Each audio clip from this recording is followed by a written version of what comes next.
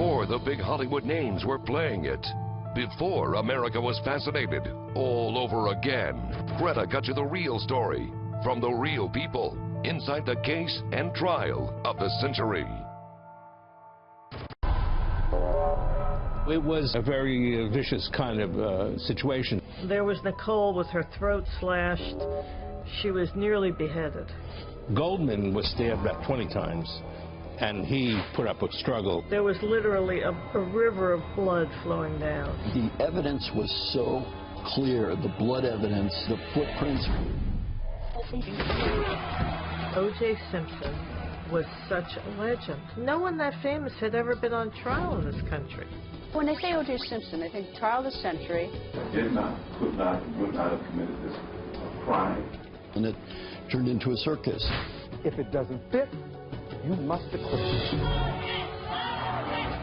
In terms of evidence, when you look at it, it was just all right there. This was LAPD and trap. These are the racist LA cops. People changed their entire lives around this trial.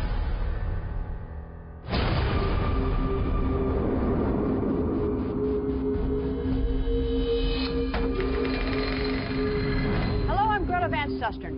20 years ago, in June of 1994, police were called to the scene of a horrendous double homicide in Los Angeles. Left to die in a river of blood were Nicole Brown Simpson, ex-wife of football great OJ Simpson, and her friend Ron Goldman. Now, the trial of OJ Simpson for these murders lasted an astonishing 16 months. It had twists and turns playing out in the courtroom while a nation watched on television.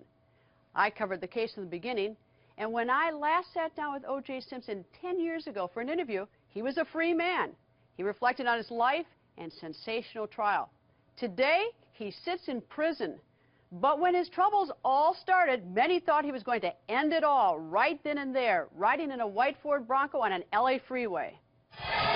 This is AC. I have OJ in the car. June 17th, 1994. Everyone in America remembers how this shocking scene unfolded on the freeways of Los Angeles. OJ Simpson was lying face down in the backseat of his white Ford Bronco, holding a gun to his head. His friend, Al Collins, also a former football player, was behind the wheel. LAPD Detective Tom Lang spoke on the phone with Simpson. Get rid of the gun. Toss it, please.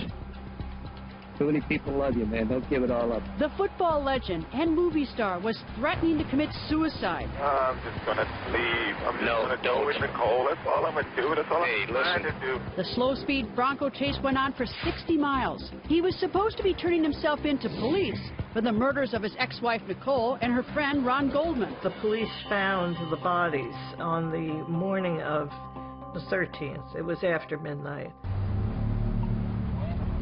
When they got there, the scene was horrific. There was Nicole with her throat slashed. She was nearly beheaded. Ron Goldman was lying in the little garden right next to her, and he had been stabbed to death. Linda Deutsch is a special correspondent for the Associated Press and covered the O.J. Simpson trial from the very beginning. On the day when he ran, they stood by the freeways with signs that said, "Go Juice." They wanted him to triumph over this. After giving himself up, Simpson was arrested for the murders. He assembled a so-called dream team of defense lawyers. The testimony began on January 24th, 1995. What you have here is a trail of blood from Bundy Drive to Rockingham Avenue and into the defendant's very bedroom. I did not, could not, and would not have committed this crime.